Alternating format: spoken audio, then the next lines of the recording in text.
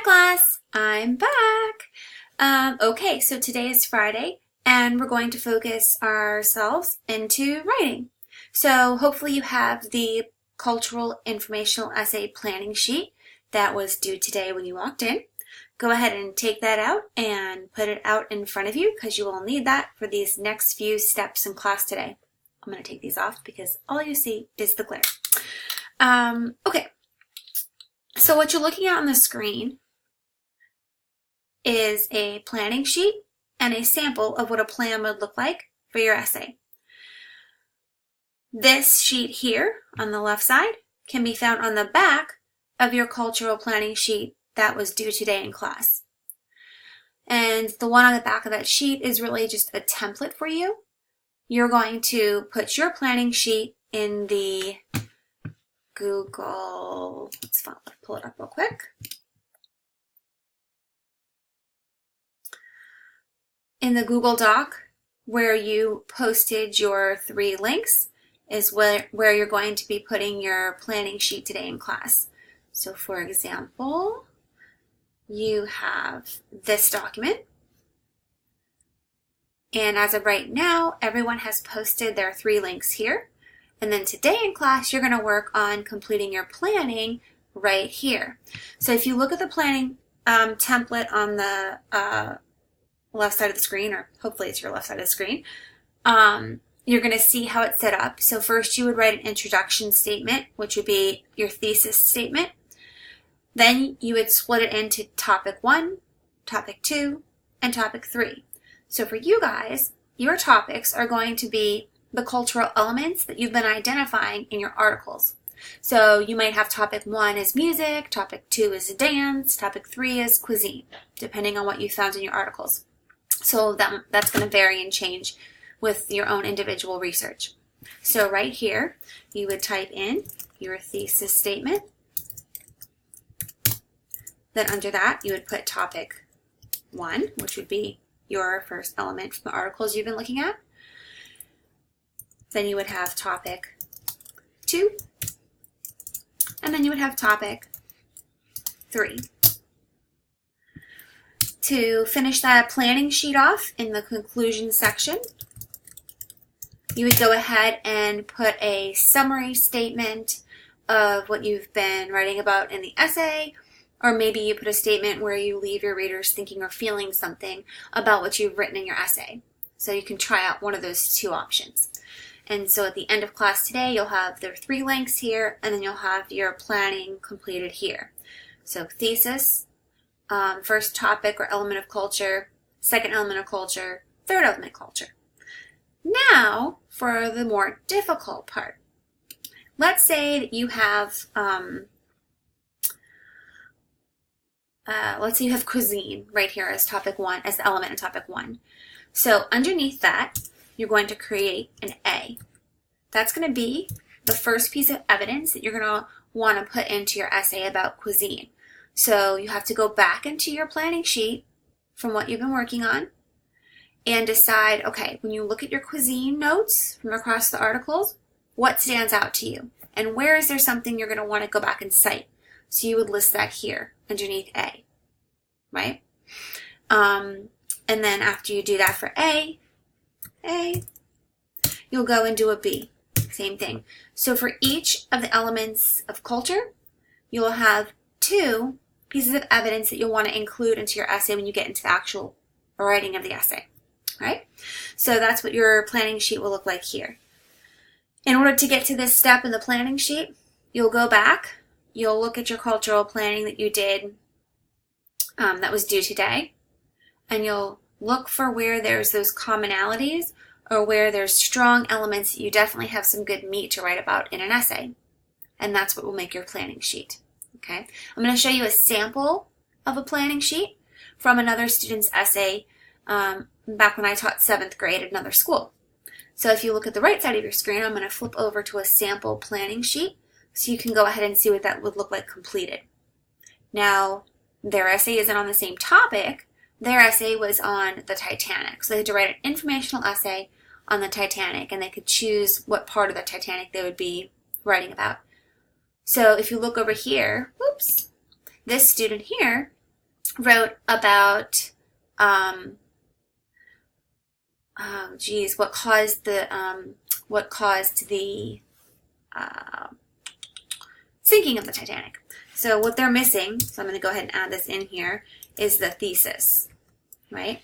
So they would have, a thesis might be, there are many, oh, it's not really that. Let's see. Let's do the sinking of the Titanic as their topic. So what you can see is they've split their topics into what caused the Titanic to sink, and then they have 2 details about that. Their second topic or second paragraph is what did the people in the Titanic do to avoid crashing, and then here's their evidence. And then their third topic is what famous people died or survived, and then they have 2 pieces of evidence under that.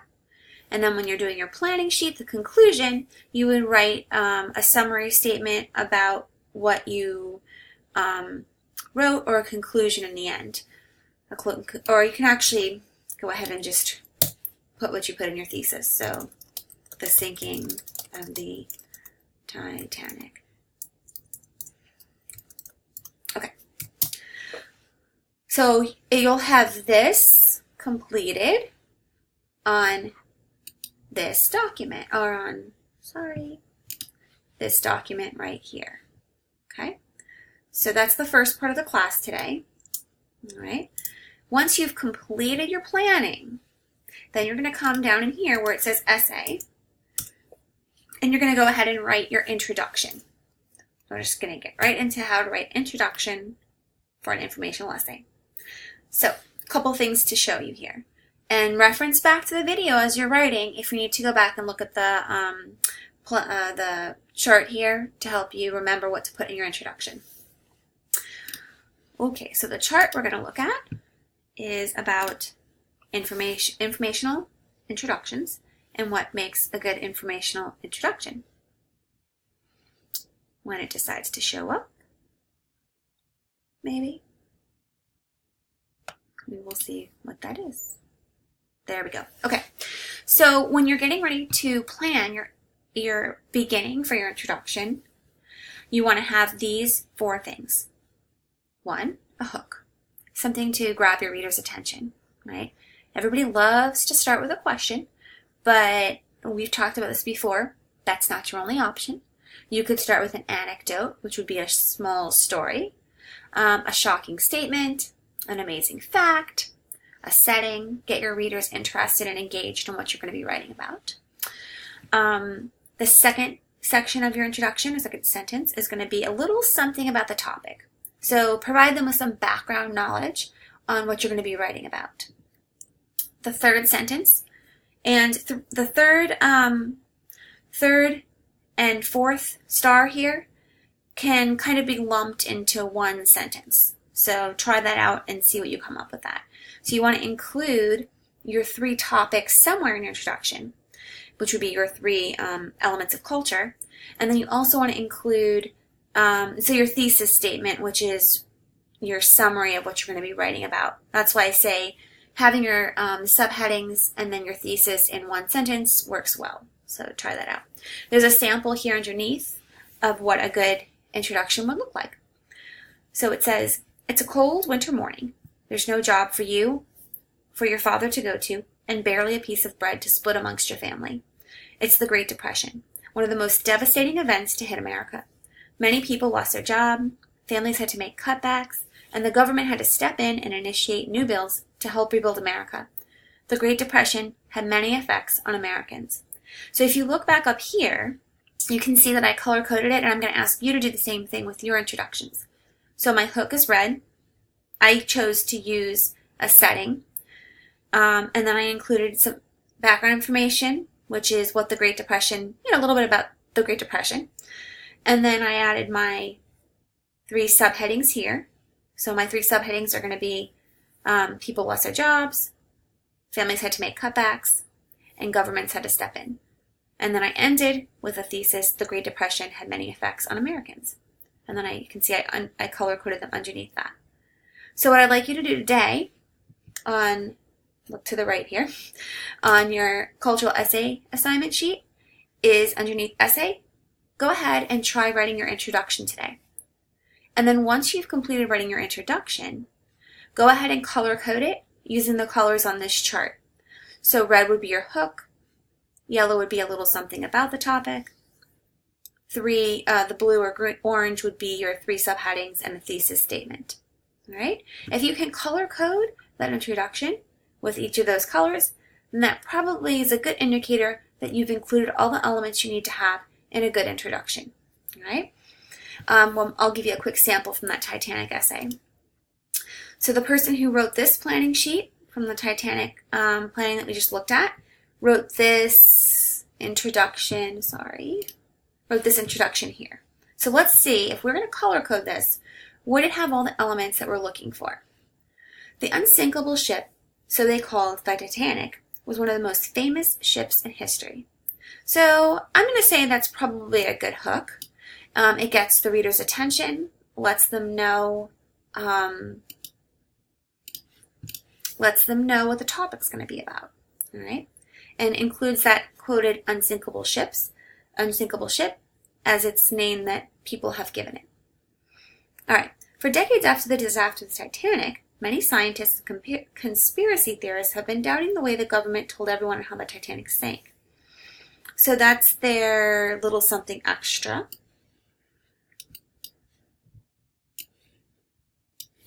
So we'll color code that yellow. Okay, and then what did the Titanic, oops, that yellow is not a good color for my eyes. So let's make that back to black, and then we'll go ahead and highlight it. Or let's just change it to, how about orange? There we go. All right, and then lastly, what did the Titanic do to avoid crashing? What caused it to sink? And what famous people died or survived? So that's our 3 subheadings. Ooh, that was supposed to be orange. Let's make it a dark orange. Maybe? Kind of. Okay. And then these are only some questions we ask ourselves. These are only some questions we ask ourselves when we think of how the Titanic sank. So that's their concluding, but that's not their thesis. So I'm going to leave that as purple because I'm not really sure where it would fit into the introduction and what we need to include in our introduction. All right, so you have a lot to get started working on today. Go back into the notes you took on culture of the country you're looking at. Write the planning sheet on the page, and then go ahead and write your introduction at the bottom of that. Okay? So you'll have planning and you'll have your introduction. Right? Don't submit yet because we're not done. We have a long way to go. Once you've finished writing those 2 components in class today, you can go ahead and move on into Reading Plus. If you've completed that, good for you. You don't have anything to do over the weekend for Reading Plus, but you can go ahead and work on No Red Ink and get some of your grammar assignments out of the way there. All right? Enjoy your weekend, and I will see you guys on Monday.